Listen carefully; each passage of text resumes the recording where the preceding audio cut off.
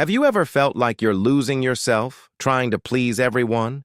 There are times you nod in agreement, even though deep down you want to scream, "No!" You force a strained smile, when all you want is to disappear and you say yes, so often you no longer know what you truly want. I understand that feeling better than anyone. A few years ago, I was a quintessential people pleaser. I vividly remember one time an old friend, someone I wasn't particularly close to, unexpectedly asked me to help them move house on a weekend I'd already planned for myself. At that point, I was incredibly exhausted after a stressful work week and just wanted to relax at home. But then, that fear of upsetting someone, the fear of being seen as unkind, it flared up powerfully. So I put on that smile, that strained smile, and unconsciously nodded. In the end, my entire weekend turned into a nightmare of moving boxes, and I returned home with a drained body and an empty spirit. It was then that I suddenly thought, why did I do that? I put myself through hell just to please someone I don't even truly care about. In that moment, I realized I had lived too long for others to the point where I completely forgot what I wanted. That moment of realization hit me hard. It made me question everything I thought I knew about being nice or helpful. Because let's be honest, constantly saying yes when your gut screams no, biting back your anger when you're clearly wronged, or letting go of your own dreams just to avoid disappointing someone else, that's not kindness. That's not being altruistic. That's self-abandonment. Think about it. When you prioritize everyone else's needs above your own, you're essentially telling yourself that your feelings, your time, your energy, and your desires don't matter as much as theirs. You become a doormat, a human-shaped placeholder for other people's convenience. And what happens then? You feel this deep gnawing. Exhaustion. Not just physical tiredness, but a profound mental and emotional drain. You start to feel empty, like an echo of a person, because the authentic you, the one with boundaries and genuine preferences, is buried under layers of forced smiles and reluctant agreements. I used to genuinely believe that being overly accommodating was a virtue, a sign of a good person. I used to think it was kindness until I felt like a robot programmed to meet others' demands. It's like you're operating on autopilot, your internal programming, solely focused on anticipating and fulfilling what others might want, regardless of the cost to yourself. You start to resent the very people you're trying to please, and paradoxically, you often end up feeling less respected, not more. It's a vicious cycle where your efforts to gain approval actually erode your self-worth and genuine connections. It sounds exhausting, right? Being a robot programmed to please. But the truth is, this isn't just about being nice. It's a deeply ingrained pattern often originating in our earliest experiences. It's an invisible cycle of self-sacrifice that we might not even realize we're caught in. Think back to your childhood. For many of us, our authentic feelings weren't always welcome. Maybe when you were sad, you were told to stop crying or be a big boy, girl. When you were angry, you might have been shamed for it. In my case, when I was little, I thought I had to be really well-behaved to earn my parents' love. My family, like many traditional Asian families, often emphasized, my family always taught me to maintain harmony, meaning avoid conflict at all costs, always put others' feelings first. While the intention might have been good, the message internalized was, your true emotions, your true needs are inconvenient. To be loved and accepted, you must be a certain way.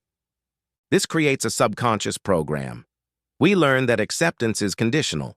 So to ensure we belong, to avoid that primal fear of being abandoned or rejected, we become hypervigilant. We're constantly scanning our environment, like a human radar trying to read other people's emotions and anticipate their needs. Are they happy? What do they want from me? How can I prevent any potential conflict or disappointment? It's an exhausting mental dance, a constant internal monologue dedicated to predicting and preventing negative reactions from others. We do this because deep down we believe that if we just perform well enough, if we just manage to keep everyone happy, then we'll be safe, we'll be loved, we'll be accepted.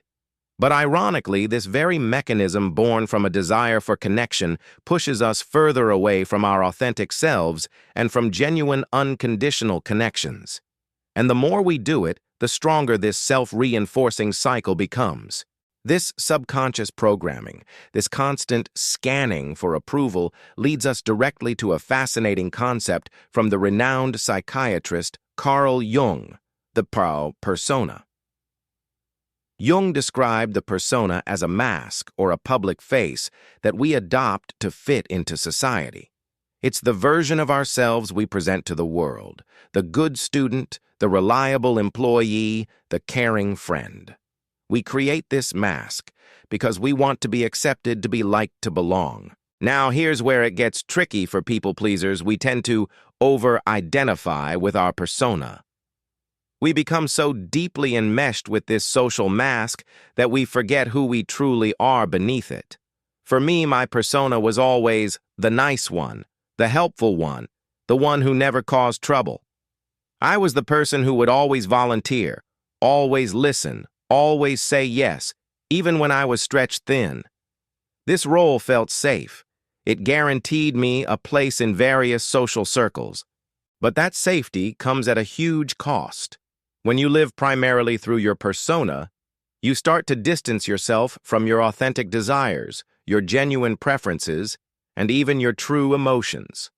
You become an actor in your own life, always playing a part. That mask initially helped me fit in, but gradually, it became a prison trapping my true self inside. It's a prison because you're constantly worried about slipping up, about someone seeing through the mask and discovering the real you, the one who has boundaries, who sometimes gets angry, who has needs that might inconvenience others. This pleasing behavior is, in essence, a sophisticated defense mechanism. It's how we avoid confronting what Jung called the shadow. Those parts of ourselves that we've repressed because society or our upbringing deemed them unacceptable. Perhaps it's your legitimate anger, your healthy selfishness, or your inherent desire to set clear boundaries. By constantly pleasing, we push these parts deeper into our unconscious, hoping they'll just disappear. But they don't. They fester, causing that exhaustion and emptiness we talked about earlier. So this mask, this persona we create, it's not just about fitting in. It ties into a much deeper, more fundamental human need. Carl Jung's contemporary, Alfred Adler. Another incredibly influential psychologist spoke extensively about the fundamental human impulse for belonging. We are by nature social creatures. For our ancestors, belonging to a tribe literally meant survival. To be cast out was a death sentence. And while our modern lives are different, that primal wiring for social acceptance remains incredibly powerful, often operating at an unconscious level. This deep-seated desire to belong can lead to a distorted belief that our self-worth, our very value as individuals, is entirely dependent on the approval of others. Think about it. If our deepest fear is rejection, then pleasing others becomes our primary strategy to avoid that outcome. We start to believe that if we just mold ourselves enough, if we just meet enough expectations, then we'll be safe, loved, and never alone. But here's the harsh truth. This false belief that our worth is external leads us to abandon our personal freedom. We stop making choices based on what truly resonates with us, and instead we start living to meet others' expectations. We become chameleons, constantly changing our colors to blend in, to appease, to avoid rocking the boat. And the insidious part, the more we give away our autonomy, the less authentic we become, and the less respected we feel both by ourselves and by others. Tu sao tham chung ta ju muon juk jiu tuong, va chapnhan, nung liu kai giapai, trachosu chapnhan jokopai, lakwajat. Is sacrificing your true self, your inner peace, really worth the conditional approval of others? This question became a central point in my own journey.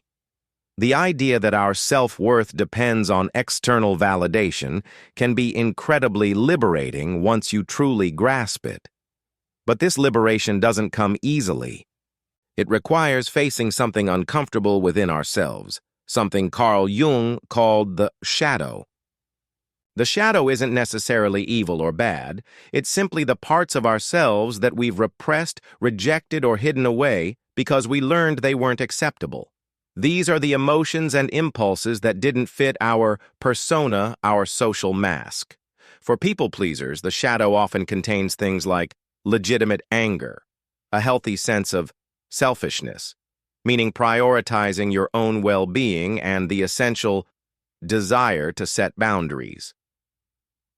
We've pushed these aspects deep down, convinced they would make us unlovable or rejected. But here's the paradox. The more we repress our shadow, the more power it holds over us. It manifests as that gnawing emptiness, the exhaustion, and even resentment towards others. The crucial step towards breaking free from people-pleasing is to acknowledge and integrate these rejected parts of yourself. It means saying, yes, I do get angry sometimes, and that's okay. Yes, I do have needs and desires that come before others' expectations, and that's not selfish. Yes, I am allowed to say no. This confrontation with your shadow isn't a walk in the park. It's difficult. It brings up immense discomfort. You'll likely feel a surge of guilt, thinking you're betraying your nice image. There will be fear of rejection, fear of conflict, fear that people won't like the real you. The first time I said no to a request I didn't want to do it felt truly terrible. But then came a sense of liberation. The first time I stood my ground, my heart pounded. I felt like I was doing something terribly wrong. But then after the initial discomfort came this incredible wave of relief, a sense of authentic power.